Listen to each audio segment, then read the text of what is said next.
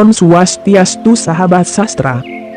Di Bali biasanya yang sering kita temui di hotel, di rumah, di pantai, bahkan di tepi jalanan dan lain-lain. Pasti awal pandangan kita melihat sesajen berupa janur yang berbentuk persegi empat dengan dihiasi bunga yang berwarna-warni. Dan banyak dari kalian masih belum tahu apa arti dan peranan penting sesajen ini. Dan maka dari itu di video kali ini kami Sastra Hindu akan membagikan ilmu dan pengetahuan kami tentang apa itu Canang Sari dan apa peranannya bagi umat Hindu di Bali. Ingat untuk jangan men-skip video agar kalian tidak tertinggal informasinya.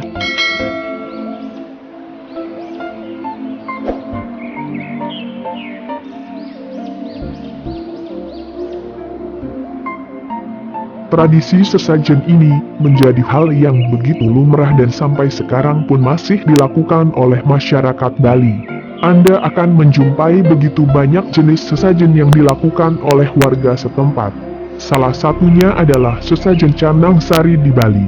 Dari sekian banyak jenis sesajen atau banten, Canang Sari lah yang lebih dianggap sebagai kuantitas yang paling kecil. Meski disebut sebagai kuantitas paling kecil, peran sesajen Canang Sari di Bali begitu penting. Bahkan, sesajen ini menjadi bentuk persembahan yang wajib hadir dalam setiap persembahyangan yang dilakukan oleh seorang penganut agama Hindu di Bali.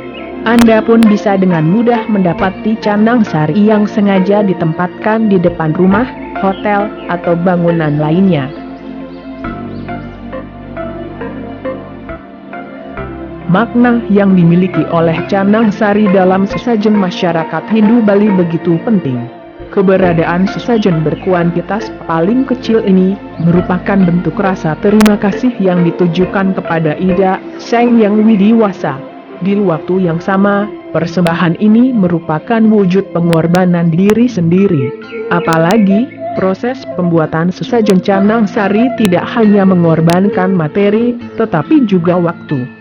Menurut seorang pedanda di Bali, menjelaskan bahwa kata canang terdiri atas dua suku kata bahasa Kawi, yaitu ca yang berarti indah dan nang yang berarti tujuan.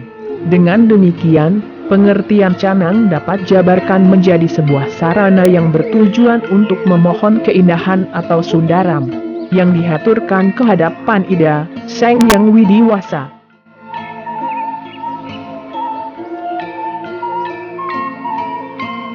Untuk simbolisme dari bagian-bagian penyusun canang adalah sebagai berikut. Yang pertama adalah cemper. Cemper ini adalah alas dari sebuah canang yang memiliki bentuk persegi empat dan melambangkan Angga Sarira. Tiada lain yang berarti badan. Dan keempat, sisi cemper melambangkan pembentuk Angga Sarira, yaitu Panca Mahabhuta, Panca Tanmantrat, Panca Budinderya, dan Panca Karmendriya. Canang yang dialasi cemper merupakan simbol Arda Candra, sedangkan yang dialasi oleh tamas kecil merupakan simbol dari Windu.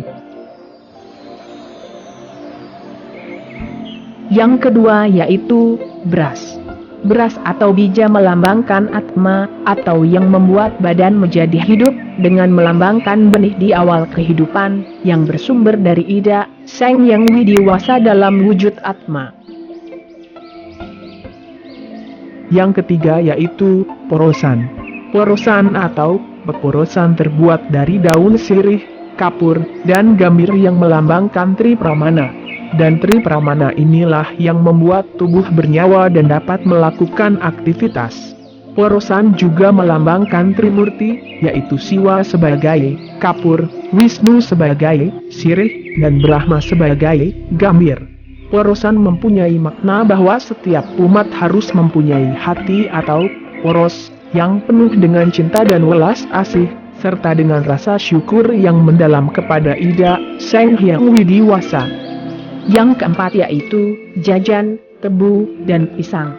Jajan, tebu, dan pisang menjadi simbol dari Tedong Ongkara yang melambangkan kekuatan upeti, stiti, dan pralina dalam kehidupan di alam semesta. Yang kelima yaitu sampian uras. Sampian uras atau juga disebut duras dibuat dari rangkaian janur yang ditata berbentuk bundar yang biasanya terdiri dari 8 ruas atau helai yang melambangkan roda kehidupan dengan asta iswarianya atau 8 karakteristik yang menyertai setiap kehidupan umat manusia. Yang keenam yaitu bunga. Bunga yang diletakkan di atas sampian urasari melambangkan kedamaian dan ketulusan hati. Penyusunan bunga diurutkan sebagai berikut: bunga berwarna putih, disusun di timur sebagai simbol kekuatan Dewa Iswara, dan bunga berwarna merah, disusun di selatan sebagai simbol kekuatan Sang Dewa Brahma, dan bunga berwarna kuning, disusun di barat sebagai simbol kekuatan Dewa Mahadewa, dan bunga berwarna biru atau hijau disusun di utara sebagai simbol kekuatan Dewa Wisnu. Dan yang terakhir yaitu kembang rampai, bunga ini disusun di tengah sebagai simbol kekuatan Dewa Panca Dewata. Yang ketujuh yaitu kembang rampai. Kembang rampai diletakkan di atas susunan bunga dan memiliki makna sebagai lambang kebijaksanaan. Bermacam-macam bunga, ada yang harum dan ada yang tidak berbau, melambangkan kehidupan manusia tidak selamanya senang atau susah. Untuk itulah, dalam menata kehidupan, manusia hendaknya memiliki kebijaksanaan. Yang kedelapan yaitu lepa. Lepa atau boreh milik ini merupakan lambang sebagai sikap dan perilaku yang baik. Perilakulah yang menentukan penilaian masyarakat terhadap baik atau buruknya seseorang. Yang kesembilan yaitu minyak wangi. Minyak wangi ini menjadi lambang ketenangan jiwa atau pengendalian diri.